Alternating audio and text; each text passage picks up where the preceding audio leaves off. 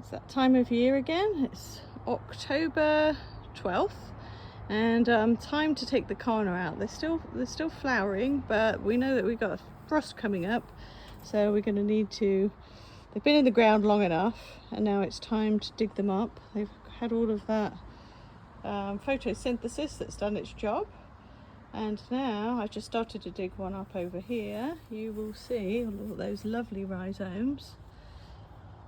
Yeah. Right, so you want to get in there probably about a foot, because as you can see, when you take all of these out, they've spread quite prolifically. And what I'm going to do is put it over here in my wheelbarrow.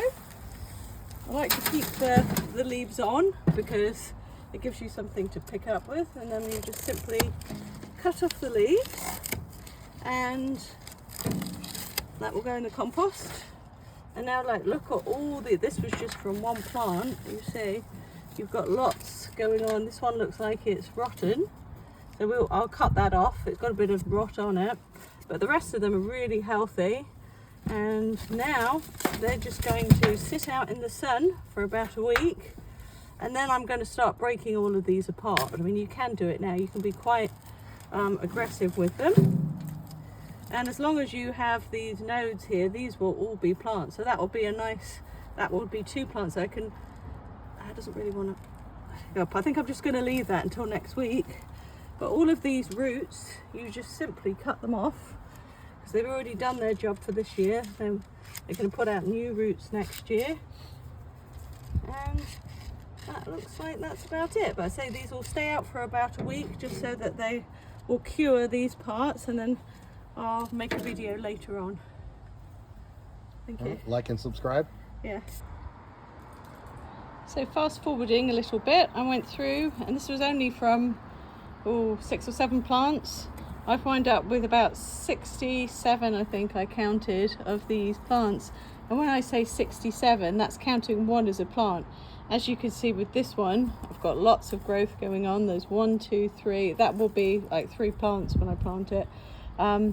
But so you can move some of them apart. Some of them I did separate, and there's some smaller ones you can see like that. And some little baby ones like that. So hopefully it will make it.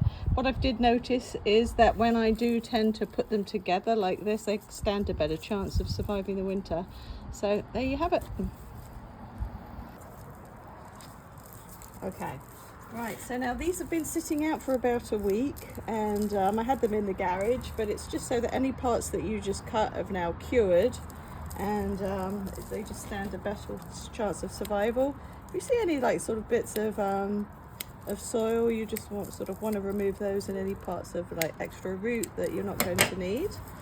And then you're going to get a little bit of peat moss. You're going to put it onto the newspaper.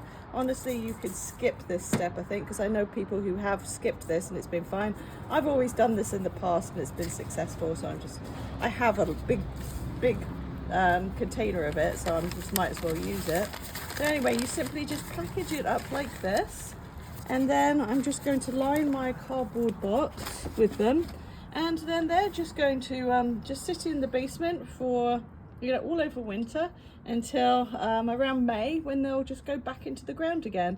What you can do is periodically, sort of like, I don't know, every couple of months, just check them to see if any of them are rotten, and in which case you would throw the rotten ones out. But otherwise, they're pretty like left to their own devices there. Okay, thank you. 24. Okay, so now we are April 20th, 25, and it's very exciting because it's now time to unwrap the cannas. So I've got my camera woman here all ready to help me out, and this is the moment of truth. As you can see over here, I've prepared my pots. It might be a little premature, and hopefully I'll be able to pot them. So now we're going to take a look. We're going to awaken these little bit. Oh, look at that. Didn't that one do well? So perfect. This one is all ready to plant. So not ready to go in the ground yet, because in New Jersey it's going to be too cold. However, we do have an 80-degree day today.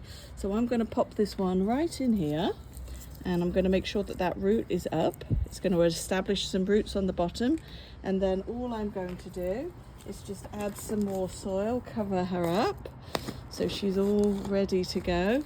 I'm going to give her a little bit of water, and when she gets established in early May, probably the first week of May or so, I'm going to pop her into the ground, and then she's going to be absolutely gorgeous.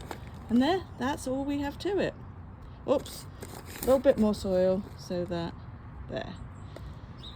Okay, thanks for watching.